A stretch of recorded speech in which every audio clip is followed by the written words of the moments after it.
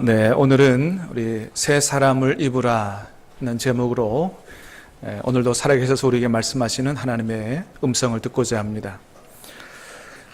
이 땅을 향한 하나님의 위대하신 꿈과 비전을 노래하는 에베소서는 6장까지 되어 있는데 크게 두 부분으로 나눌 수가 있습니다. 6장까지니까 우리가 기억하기도 좋게 1장부터 3장까지, 그 다음에 또 한 부분은 4장부터 6장까지 이렇게 나눌 수 있는데, 1장부터 3장까지는 우리의 구원과 이 땅을 향한, 그리고 온 우주 만물을 향한 하나님의 구원과 회복의 그 꿈과 계획이 어떻게 이루어졌는가 하는 것을 설명해 주고 있고, 그 다음에 2부 4장부터 6장까지는 하나님께서 우리를 통해서 교회를 세우시고 교회를 통해서 그리스도 안에서 온 우주 만물을 회복하려고 하시는데, 그 귀한 일에, 그 위대한 일에 부름받은 우리가 부르심에 합당하게 어떻게 살 것인가. 그러니까 1장부터 3장 일부는 이론편이라고 한다면 4장부터 6장 후반부는 실천편이다, 이렇게 얘기할 수가 있습니다. 에베소서 기억하기가 아주 간단하죠. 그래서 오늘 우리가 4장 17절서부터 읽었는데, 오늘 우리가 읽은 말씀은 4장부터 시작하는 우리가 이 위대한 일에 하나님의 자녀와 일꾼으로 부름받은 우리가 부르심에 합당한 삶을 어떻게 살아갈 것인가에 대한 말씀을 주시고 있는 것 중에 일부분인데, 이 말씀을 시작하는 4장 1절 이렇게 시작하고 있습니다. 다시 한번 4장 1절 우리 스크린에 있는 걸 보고 읽겠습니다. 시작. 그러므로 주 안에서 갇힌 내가 너희를 권하노니 너희가 부르심을 받은 일에 합당하게 행하여. 자, 후반부인 4장 1절이 어떻게 시작한다고요? 너희가 부르심을 받은 일에 합당하게 행해야 된다. 사랑하는 여러분, 하나님이 저와 여러분을 하나님의 자녀로, 하나님의 일꾼으로 부르신 이유가 있는 줄 믿습니다. 부르심에 합당한 삶을 살아야 된다는 거죠. 그래서 그 다음부터 이어지는 말씀이 4장 2절부터 오늘 본문 바로 앞절 16절까지는 교회 안에서 우리가 부르심을 받은 사람으로서 어떻게 살 것인가, 이런 얘기를 하는 거예요. 자, 어디 안에서? 교회 안에서. 그러니까 4장 2절부터 16절까지 우리 다음 주에 보려고 그러는데, 교회 안에서 교회 생활을 어떻게 해야 되느냐, 다음 주에 말씀 잘 들으면 돼요. 자, 오늘 그 다음 이어지는 17절서부터 5장 2절까지는 성도 개인의 삶에서 부르심을 받은 사람들이 어떻게 행해야 되느냐에 대한 말씀을 주시고 계시는 거예요. 그러니까 오늘 말씀은 하나님께서 어떻게 해요? 우리가 개인적인 삶 가운데서 하나님 앞에 부름받은 성도로서 어떻게 살아갈 것인가에 대한 그런 하나님의 뜻이 담겨 있다, 그렇게 볼 수가 있습니다. 사랑하는 여러분, 간절히 바라기는 오늘 말씀 잘 듣고 우리 개인적인 모든 삶 가운데서 부르심에 합당하게 그렇게 살아가는, 하나님을 기쁘시게 하는 주님의 자녀들 다 될 수 있게 되기를 주님의 이름으로 축복합니다. 자, 먼저 사도 바울은 이렇게 권면하고 있습니다. 자, 오늘 보면 17절 말씀을 다시 한번 보겠습니다. 시작. 그러므로 내가 이것을 말하며 주 안에서 증언하노니 이제부터 너희는 이방인이 그 마음에 허망한 것으로 행함같이 행하지 말라. 아멘. 이거를 다른 말로 조금 풀어서 얘기하면 이렇게 얘기하는 거예요. 사랑하는 에베소 교회 성도 여러분, 자, 내가 여러분에게 권면하는데 이제부터는 더는 그렇게 살지 마십시오, 이렇게 얘기하는 거예요. 이제부터는 이전까지 살아온 것처럼 그런 삶을 더는 그렇게 살지 마십시오. 자, 이렇게 권면하는데 누구 안에서 증언한다고요? 주 안에서 증언하노니 하면서 권면을 하는 거예요. 여러분, 증언은 어디서 하는 거죠? 주로 법정에서 하는 게 증언이죠, 그죠? 여러분, 법정에서 증인이 증언을 할 때 어떤 자세로 합니까? 위증을 하게 되면 처벌을 받기 때문에 법정에서 증언하는 것은 막 생각나는 대로 얘기할 수가 없는 것이에요. 굉장히 신중하게 꼭 해야 될 말, 허튼 말 다 빼고 꼭 해야 될 아주 중요한 말을 엄숙하게 그런 자세로 하는 게 법정에서의 증언이에요. 자, 근데 그것도 누구 안에서 지금 증언한다고요? 주 안에서. 그러니까 예수님의 이름을 걸고 내가 법정에서 증언하는 것과 같은 그러한 신중하고 엄숙한 자세로 너에게 얘기한다. 그러니 너희가 지금 내가 하는 얘기들을 절대로 가볍게 생각하지 말고 정말로 엄숙하고 엄중하게 이 말씀을 잘 받아야 된다라고 지금 사도 바울이 하나님의 성령을 의지해서 얘기하고 있는 것입니다. 그러면서 제일 먼저 하는 말이 뭐라고요? 이제 너희는 더는 그렇게 살아서는 안 된다. 더는 그렇게 살지 말라고 입을 떼고 있는 거예요. 자, 여러분 이제는 더는 그렇게 살아서는 안 됩니다. 이런 얘기는 뭘 생각하게 하냐 하면 에베소 교회 성도들이 예수님 안에서 구원을 받았지만은 그러나 그럼에도 불구하고 아직 구원받기 이전에 그런 죄된 삶의 모든 것들을 아직도 완전하게 청산하지 못하고 있다라고 하는 것을 생각나게 하는 그런 말이에요. 에베소 교회 성도들에게 편지합니다. 야, 여러분 구원받은 이후로 너무 잘하고 있어요. 계속 그렇게 하면 됩니다. 이렇게 하면 뭐예요? 구원받기 전에 모든 삶을 다 청산하고 잘하고 있다는 건데 이제 더는 그렇게 살지 말라고 하는 건 뭐예요? 아직도 완전히 그런 예수님 믿기, 구원받기 이전에 그런 죄된 삶을 완전히 청산하지 못하고 있다는 것을 얘기하는 거죠. 사랑하는 여러분, 저와 여러분은 어떻습니까? 예수님 안에 구원받은 이후로 주님이 우리를 새 사람 만들어주셨는데 예전에 하나님께서 기뻐하지 않는 모든 삶의 방식, 죄된 삶, 그런 방식들 여러분 다 완전하게 청산하셨습니까? 여러분 만일 사도 바울이 에베소 교회 2000년 전의 교회를 에베소 교회를 바라보고 이런 글을 썼는데 오늘 우리 신암교회 그리고 한국교회 성도들을 볼 때는 여러분 무슨 얘기를 할까요? 신암교회 성도 여러분, 한국교회 성도 여러분, 지금 여러분은 너무 잘하고 있습니다. 계속 그렇게 하면 됩니다. 그렇게 살면 됩니다. 이렇게 얘기할까요? 아니면 아직도 옛날에 그 죄된 삶을 아직도 청산 못하셨습니까? 여러분은 구원받은 하나님의 자녀입니다. 이제 더는 그렇게 살면 안 됩니다. 여러분 이렇게 우리에게 권면을 할까요? 사도 바울은 에베소 교회 성도들에게 이제 더 이상 여러분들이 따라 살지 말아야 될, 청산해야 될 그런 구원받기 이전의 삶을 이런 것이라고 얘기해주고 있습니다. 18절 말씀을 보도록 하겠습니다. 18절, 19절 시작. 그들의 총명이 어두워지고 그들 가운데 있는 무지함과 그들의 마음이 굳어짐으로 말미암아 하나님의 생명에서 떠나 있도다. 그들이 감각 없는 자가 되어 자신을 방탕에 방임하여 모든 더러운 것을 욕심으로 행하되. 아멘. 자, 요거를 조금 정리해서 다르게 얘기를 하면 구원받지 못한 사람들, 그러니까 에베소 교회 성도들도 구원받지 못했을 때 그런 상태, 그거는 어떤 상태였느냐?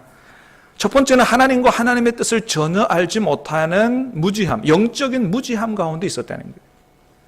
그리고 구원받지 못한 또 복음의 진리를 받아들이려고 하지 않는 사람들의 마음이 어떻게 돼 있었냐 하면 마음이 굳어져 있었다. 마음이 완고해져 있다는 거예요. 그러니까 하나님의 말씀을 전해도 받아들이질 않아요. 고집이 세고 완강하고 진리의 말씀을 받으려고 하지 않는 거예요. 하나님도 몰라 영적인 무지함 뿐만 아니고 말씀도 받아들이지 않는 그런 영적인 완고함. 그렇게 되니 하나님 앞에 은혜 받지 못하고 구원받지 못해서 하나님의 생명에서 떠나 있다는 거예요. 영적인 죽음에 빠져 있다는 거예요. 영적인 죽음에 빠져 있으니 죄를 지어도, 여러분 죽은 사람은 감각이 있습니까? 없습니까? 없죠. 그러니까 영적인 죽음 가운데 빠져 있는 사람들은 뭐예요? 영적인 무감각한 가운데 있죠. 감각 없는 자가 되어 자신을 방탕에 방임하며 모든 더러운 것을 욕심으로 행하되, 모든 더러운 것을 욕심으로 행하고 죄를 지어도 감각이 없어요. 영적인 감각이 없어요. 죄책감이 없어요. 부끄러운 줄 몰라요. 마음대로 하고 싶은 대로 도덕적 방탕과 타락에 빠져 거기서 즐기고 사는 것이죠. 이게 하나님 없는 구원받기 이전의 사람들의 삶의 모습이라는 거예요. 그러니 너희는 구원받은 사람들로서 더는 이렇게 살아서는 안 된다고 얘기하는 거예요. 자, 여러분 구원받지 못한 사람들의 상황과 삶이 어떻다고요? 첫 번째는 영적인 무지함 가운데 있다. 두 번째는 뭐예요? 네, 마음이 완고하다. 마음이 딱딱하게 굳어져 있어요. 마음이 길과 밭과 같아요. 복음을 전해도 받아들이지 않아요. 그러니 하나님의 생명에서 떠나 있고 영적으로 죽은 가운데 있다. 여러분, 그렇습니다. 하나님 앞에서 진정한 죽음은 육신적인 죽음이 아니고 영적인 죽음이에요.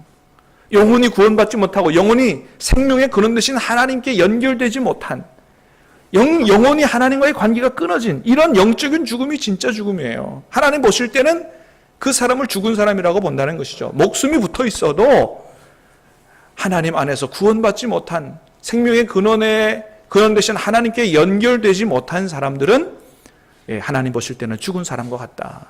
그래서 이 꽃꽂이 같은 예를 들었죠. 꽃꽂이. 여러분, 꽃은 살아있는 것 같으나 근본적으로 보면 죽은 꽃이다. 왜 그래요? 생명의 원줄기에서 잘려졌기 때문에 그대로 놔두면 반드시 죽게 되어 있습니다.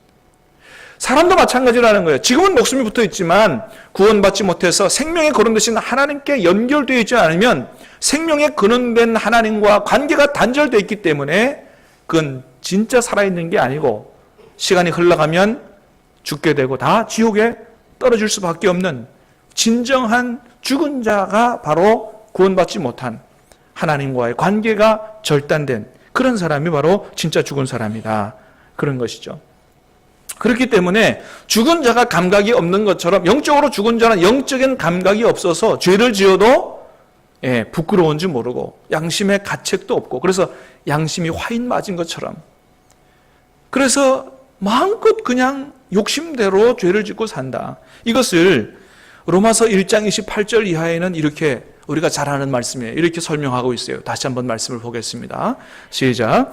또한 그들이 마음에 하나님 두기를 싫어하며 하나님께서 그들을 그 상실한 마음대로 내려버려 두사 합당하지 못한 일을 하게 하셨으니 곧 모든 불의, 추악, 탐욕, 악의가 가득한 자요, 시기, 살인, 분쟁, 사기, 악독이 가득한 자요, 수군수군하는 자요, 비방하는 자요, 하나님께서 미워하시는 자요, 능욕하는 자요, 교만한 자요, 자랑하는 자요, 악을 도모하는 자요, 부모를 거역하는 자요, 우매한 자요, 배약하는 자요, 무정한 자요, 무자비한 자라. 그들이 이 같은 일을 행하는 자는 사형에 해당한다고 하나님께서 정하심을 알고도 자기들만 행할 뿐 아니라 또한 그런 일을 행하는 자들을 옳다 하느니라. 아멘. 하나님의 생명에서 떠나 있는 사람들의 삶을 그대로 보여준 말씀.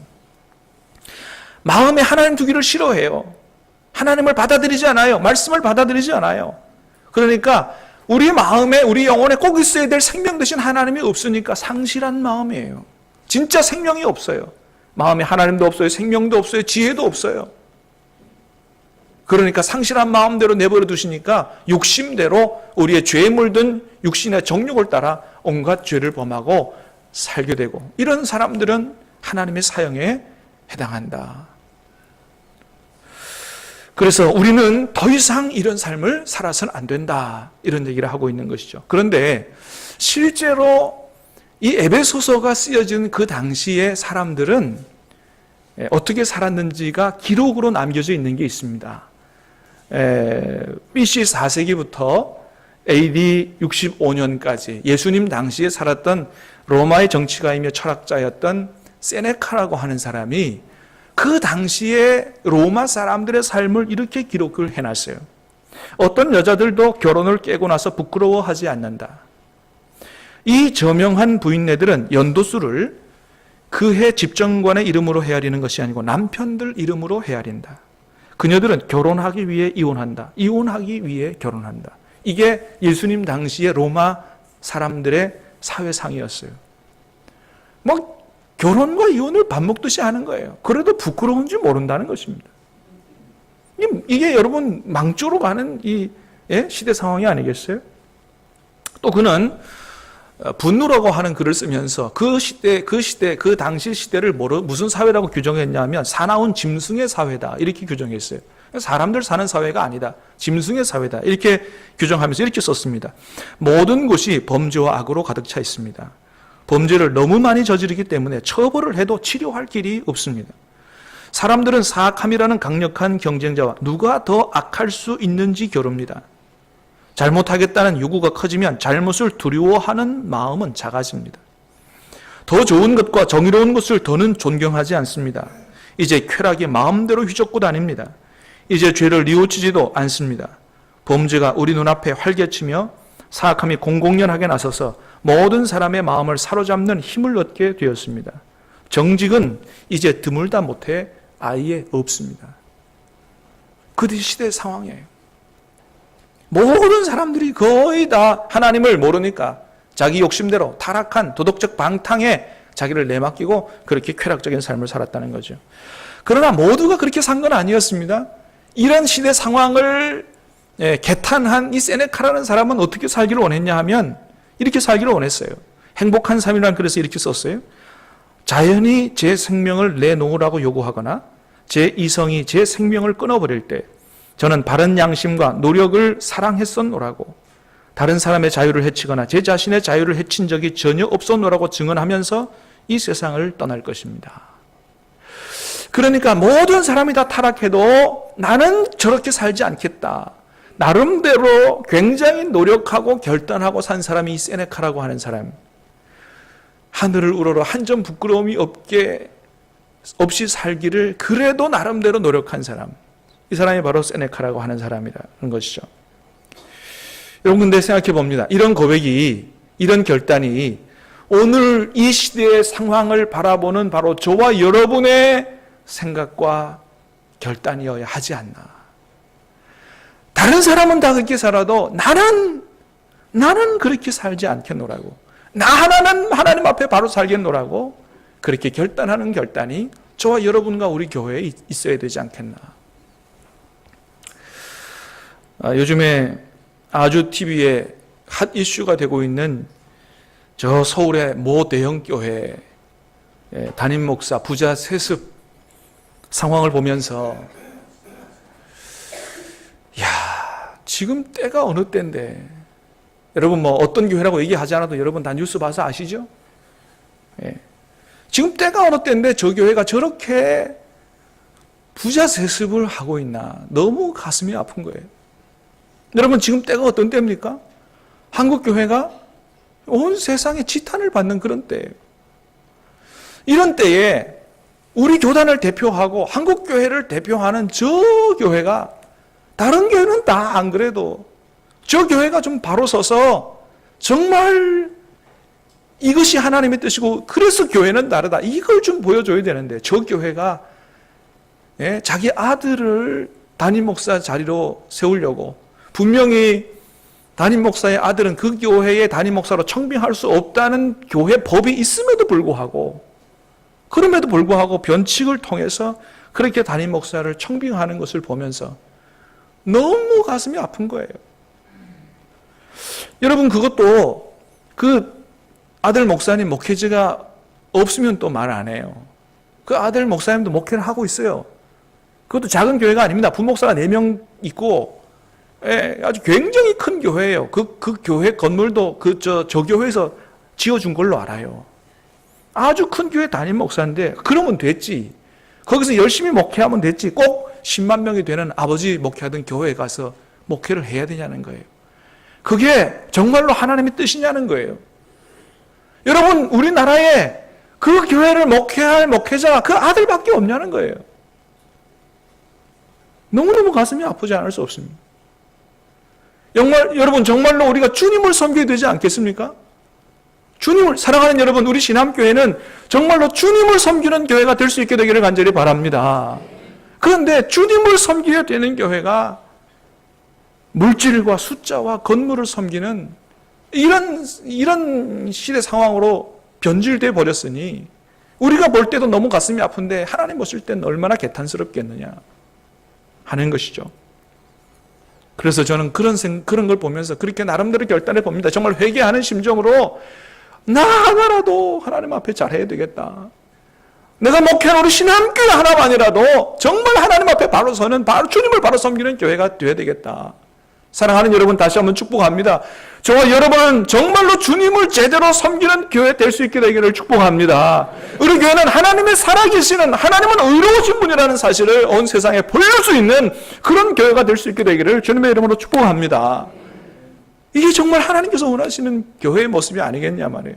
우리 에베소서 주님께서 교회를 세우신 이유를 아주 웅장한 교행곡처럼 그렇게 말씀하고 있는데, 우리 에베소서 말씀을 잘 배우면서 하나님이 우리를 구원하신 이유, 그리고 우리를 만나서 교회를 세우신 이유, 우리 교회를 통해서 하나님이 하시고자 하시는 위대하신 꿈을 깨달아 알고 정말로 그 말씀에 사로잡혀서 하나님의 꿈을 가지고 우리가 그것을 이루어드리기 위해서 주님을 섬기고 해야 되지. 우리는 이렇게 영적으로 무감각한 사람들이 돼서 하나님 앞에 이렇게 큰 잘못을 범하면 안 된다고 하는 거예요.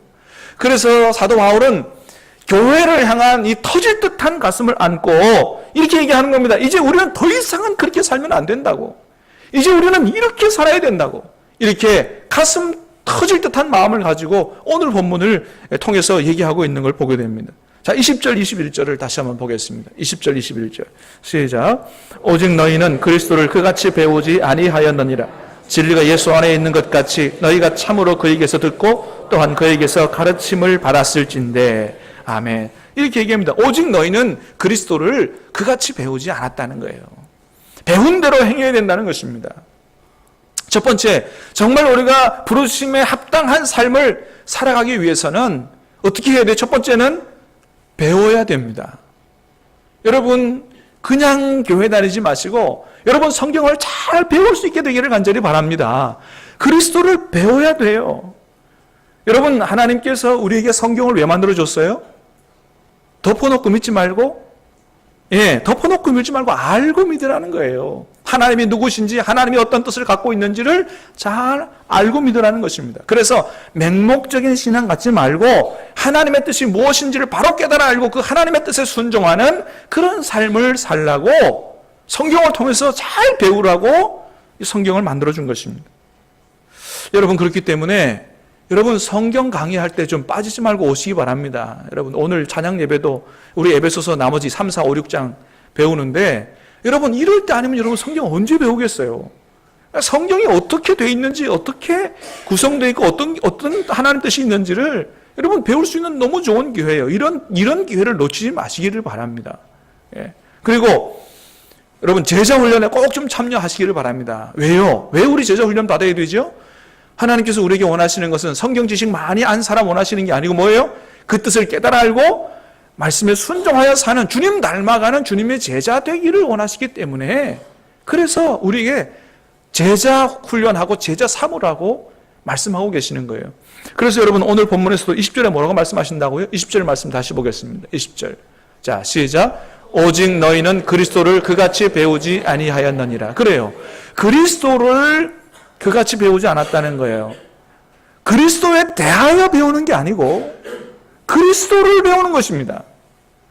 여러분, 우리는 그리스도에 대해서, 예수님이 누구신가, 예수님 무슨 일을 행하셨는가, 그리스도에 대해서만 배워서는 안 되고 예수님 자체를, 예수님의 인격을, 예수님의 삶을 배워서 그 주님의 인격과 삶을 닮아가는 그렇게 주님을 배워야 되는 것입니다.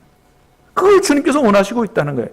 그렇기 때문에 단순히 성경 공부가 아니고 배운 것을 묵상하고 기도하고 순종하는 이런 훈련 과정이 있는 제자 훈련을 좀 제대로 우리가 배우고 하자는 것입니다. 사랑하는 여러분, 간절히 바라기는 이제 더는 우리가 그렇게 살지 않게 되길 바라고, 정말 구원받은 하나님의 자녀로 하나님께서 원하시는 것처럼, 기대하시는 것처럼 우리가 하나님 말씀을 제대로 배우고 주님의 삶과 인격을 우리가 훈련함으로 말미암아 주님 닮아가는, 그리고 부르심에 합당한 삶을 살아가는 주님의 자녀들 다 될 수 있게 되기를 주님의 이름으로 축복합니다. 그래서 우리가 주님의 인격과 삶을 배워서 정말 부르심에 합당한 삶을 살기 위해서 이런 과정을 거쳐야 된다. 3단계를 얘기합니다. 자, 22절부터 24절까지. 자, 시작. 너희는 유혹의 욕심을 따라 썩어져가는 구습을 따르는 옛사람을 벗어버리고 오직 너희의 심령이 새롭게 되어 하나님을 따라 의와 진리의 거룩함으로 지으심을 받은 새 사람을 입으라. 아멘. 주님께서 원하시는 그 사람이 되기 위해 3단계를 말씀하시는데, 첫 번째는 뭐냐 하면 옛 사람을 벗어버리라는 거예요. 옛 사람을 벗어버리라. 옛날에 죄된 삶, 하나님 원하지 않는 삶의 방식, 이거 다 벗어버리라는 거예요. 자꾸 주워 입지 말고 벗어버리라. 두 번째는 뭐예요? 오직 너희의 심령이 새롭게 되라. 세 번째는 뭐예요? 하나님을 따라 의와 진리의 거룩함으로 지으심을 받은 새 사람을 입으라는 거예요. 자, 이것은 뭐냐 하면 우리가 정말로 부르심에 합당한 주님의 백성이 되기 위해서는 우리의 삶의 몇 가지 부분을 뜯어 고치는 이런 게 아니고 우리의 구원받기 전에 모든 것들을 다 벗어버리고 완전하게 새 사람을 입는, 완전히 존재 자체가 하나님께서 기뻐하시는 대로 근본적으로 다 변하는 이런 변화가 있어야 된다. 몇 가지 고치는 게 아니고 전체를 리모델링 하는 것을 얘기하는 것이죠. 그래서 죄의 옷, 옛사람의 생활 방식을 완전히 벗어버리고 두 번째는 우리의 심령이 새롭게 되라고 그랬어요. 오직 너희의 심령이 새롭게 돼요. 이 심령은 헬라 원어를 그대로 직역하면은 마음의 영이에요. 그래서 심령이라고 번역을 한 거죠. 우리의 마음의 영이 새롭게 돼요. 이렇게 새롭게 돼요. 그런데 어떤 학자들은 이걸 어떻게 번역하냐 하면 마음의 이 소유격은 이 주격적 소유격도 있고 이 목적격적 소유격도 있어요. 그러니까 이걸 마음을 새롭게 하여 이렇게 번역할 수도 있어요. 그래서 마음을 새롭게, 다시 말하면 우리의 마음을 성령으로 새롭게 하여, 이게 맞는 뜻이다. 이렇게 얘기하는 학자들도 있는데, 여러분 그러나 이건 학자들의 싸움이고, 중요한 것은 하나님께서 우리에게 원하시는 것은 그건 간단해요. 뭐냐 하면 우리의 심령이 뭐예요? 우리의 중심이 근본이 누구로 말미암아? 성령으로 말미암아 완전하게 새롭게 되는. 그러니까 건 몇 가지를 고치고 결단하는 정도가 아니고 우리의 근본이 완전히 성령으로 말미암아 새롭게 되는 그러한 새로운 완전한 변화, 이런 것을 주님께서 말씀하시는 것이죠. 그래서 성령을 통해서 어떻게 되라고요? 하나님을 따라 의와 진리의 거룩함으로 지으심을 받은 새 사람을 입으라. 단순히 열심히 신앙생활 하는 정도가 아니고 우리의 생각과 가치관과 삶의 목적까지도 완전히 하나님의 사람으로 완전하게 변화되기를 원하신다고 하는 것입니다. 그래서 이런 사람을 골로새서에서는 이렇게 얘기합니다. 골로새서 말씀을 한번 읽어보겠습니다. 시작. 너희가 서로 거짓말을 하지 말라. 옛사람과 그 행위를 벗어버리고 새 사람을 입었으니 이는 자기를 창조하신 이의 형상을 따라 지식에까지 새롭게 하심을 입은 자니라. 아멘. 옛사람과 그 행위를 벗어버리고 새 사람을 입었으니 이는 자기를 창조하신 이의 형상을 따라, 하나님의 형상을 따라 어디까지요? 지식에까지, 생각 자체까지 완전히 새롭게 하심을 받은, 사랑하는 여러분, 성령 안에서, 그리스도 안에서 저와 여러분의 생각 자체가 완전히 다 변할 수 있게 되기를 축복합니다. 여러분, 그래요. 우리의 변화는 생각의 변화에서 오는 거 아니겠어요? 그러니까 여러분, 우리의 생각이 변하려면 다른 방법이 없어요. 하나님의 말씀을 여러분의 생각에 완전히 집어넣으시기 바랍니다. 하나님의 말씀을 내 생각으로 완전히 대체하고 성령께서 내 생각을 완전히 지배하도록, 그렇게 해서 지식에까지 완전히 새롭게 하심을 입은 그런 저와 여러분들이 다 될 수 있게 되기를 간절히 바랍니다. 그런 사람을 고린도후서 5장 17절에서 뭐예요? 누구든지 그리스도 안에 있으면 새로운 피조물이라. 이전 것은 지나갔으니 보라 새 것이 되었도다. 이전 것은 지나갔다 그랬어요. 자꾸 옛날 옷을 입지 말고, 옛날의 삶의 방식 그거 자꾸 덮어 쓰지 말고 이제 완전히 벗어버리고 새 사람을 입으라고 하는 것입니다. 사랑하는 여러분, 다시 한번 축복합니다.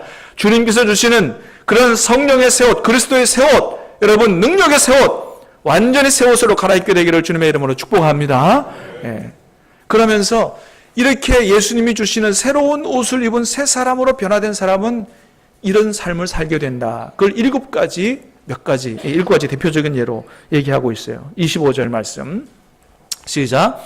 거짓을 벗어버리고 이웃과 더불어 참된 것을 말하는 사람이다. 새 사람을 입은 사람은 어떤 삶을 사람이냐? 거짓을 벗어버리는 사람이다. 이게 정직한 사람 되어야 됩니다.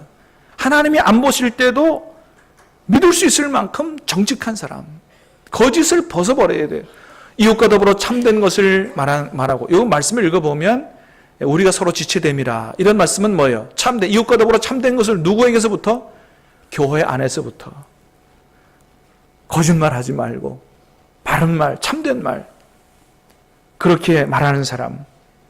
26절 보겠습니다. 두 번째, 시작. 분을 내어도 죄를 짓지 말며 해가 지도록 분을 품지 말고. 우리가 때로 분을 낼 수 있습니다만은, 그러나 그것을 오랫동안 품고 있지 말고 해가 지기 전에 다 기도하면서 주님의 사랑으로 용서할 거 용서하고 풀 거 풀고, 그런 사람이 새 옷을 입은 사람이다. 그 다음에 세 번째입니다. 28절 시작. 도둑질하는 자는 다시 도둑질하지 말고 돌이켜 가난한 자에게 구제할 수 있도록 자기 손으로 수고하여 선한 일을 하라. 도둑질하는 거 안 된다는 거예요. 여러분, 도둑질이 꼭 남의 집에 가가지고 뭘 훔쳐와야만 도둑질 아니죠? 왜? 땀 흘리지 않고 수고하지 않고 남의 것을 가져오는 거 다 도둑질이에요. 도박하는 거 도둑질이죠. 그게 수고해서 딴 게 내 겁니까? 도둑질인 거예요. 법을 이용해서 자기 힘을 가지고 남의 것 뺏어오는 거 다 도둑질인 것입니다. 더 이상은 그렇게 살면 안 된다는 거예요. 자, 29절 말씀 시작. 무릇 더러운 말은 너희 입 밖에도 내지 말고 오직 덕을 세우는 데 소용되는 대로 선한 말을 하여 듣는 자들에게 은혜를 끼치게 하라. 더러운 말 절대 입 밖에도 내지 말라는 말이에요. 음담패설 하지 말라는 거예요. 또 덕을 세우는 말을 하라는 것입니다. 상처 주는 말을 하지 말라는 거예요. 새 사람을 입은 사람은 말을 해도 내가 하고 싶은 말을 해도 그냥 하고 싶은 말 하는 게 아니고 뭐냐 하면 내 말을 받는 상대방을 배려해서 얘기해야 된다는 거예요. 덕을 세우는 말, 은혜를 끼치는 말, 상대방을 배려하는 말을 해야 한다는 것입니다. 이전에도 한번 말씀드린 적이 있습니다만, 여러분 요즘은 참 기계도 우리를 감동시키는 말을 하더라고요. 요즘은 뭐 기계가 발달해서 AI 시대다 보니까 기계도 막 이렇게 내비게이션도 말을 하고 뭐 다 말을 하는데, 부산대 병원에 가면 엘리베이터가 참 사람을 감동시킵니다. 엘리베이터 타면 탁 나오는 소리가 뭐냐 하면 오래 기다리셨습니다. 여러분, 우리가 엘리베이터 언제 기다릴 때 되면 그죠? 늘 좀 빨리 왔으면 하는 마음이 있잖아요. 조금 늦으면 막 마음속에 좀 짜증이 나고 막 이럴 때도 있지 않습니까? 그럴 때 기계가 이 사람의 마음을 알아주는지 탁 엘리베이터를 타면 오래 기다리셨습니다. 그 말을 듣는데, 야, 내가 오래 기다린지 어떻게 아노? 참 기계가 참 신통하다. 기계가 위로도 해주고 말이죠. 여러분, 기계도 이렇게 사람을 위로하고 격려하고 감동을 주는 말을 하는데, 하나님의 자녀들이 말을 하면서 다른 사람에게 상처를 주고 이렇게 하는 말 하면 안 된다. 덕을 끼치는 말, 은혜를 끼치는 말, 그런 말을 하라고 얘기하고 있습니다. 그 다음에 다섯 번째 30절 말씀 시작. 하나님의 성령을 근심하게 하지 말라. 그 안에서 너희가 구원한 날까지 인치심을 받았느니라. 사랑하는 여러분, 저와 여러분 안에 성령님이 계신 줄 믿습니다. 우리와 늘 함께 하시는 성령님 근심하게 하지 말라는 거예요. 그러니까 우리 모든 삶을 살면서 지금 내 안에 계신 성령님을 의식하고 내가 지금 이것이 성령께서 기뻐하시는 일인지 근심하는 일인지를 생각하고 살라고 하는 것입니다. 하나님 없는 사람들과 완전히 다른 차원의 삶을 사는 것이죠. 31절 말씀입니다. 시작. 너희는 모든 악독과 노함과 분냄과 떠드는 것과 비방하는 모든 것을 모든 악의와 함께 버리고, 안 좋은 것을 마지막으로 싹 정리해서 한꺼번에 얘기해요. 이런 건 전부 하지 말라. 그 다음에 이렇게 하라는 것입니다. 32절 시작. 서로 친절하게 하며 불쌍히 여기며 서로 용서하기를 하나님이 그리스도 안에서 너희를 용서하심 같이 하라. 친절하게, 불쌍히 여기며, 그래, 그럴 수도 있지. 용서하기를. 죽어도 용서 못해. 아니에요. 용서하라는 거예요. 왜? 주님께서 우리를 용서하셨기 때문이에요.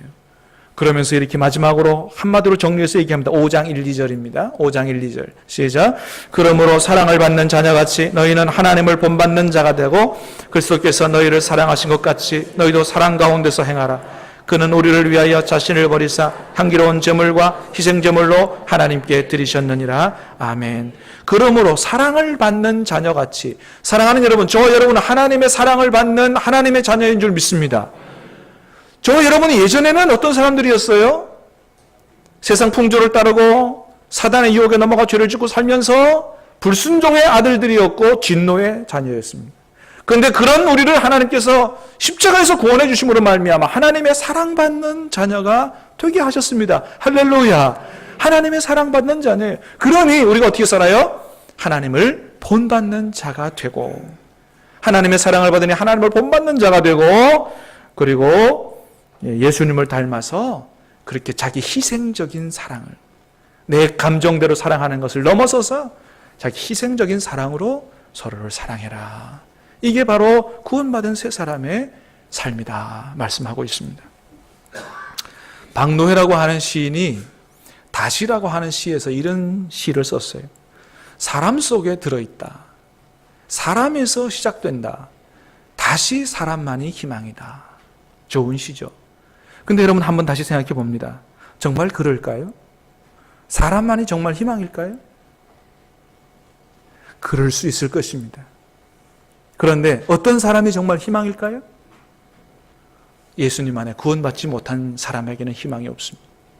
사랑하는 여러분, 예수님 안에 구원받고 이전 것을 벗어버리고 심령으로 새롭게 되어 하나님의 거룩하심, 의와 진리를 따라 거룩함으로 지으심을 받은 새 사람을 입은 그 사람이 여러분 이 세상의 유일한 희망인 줄로 믿습니다.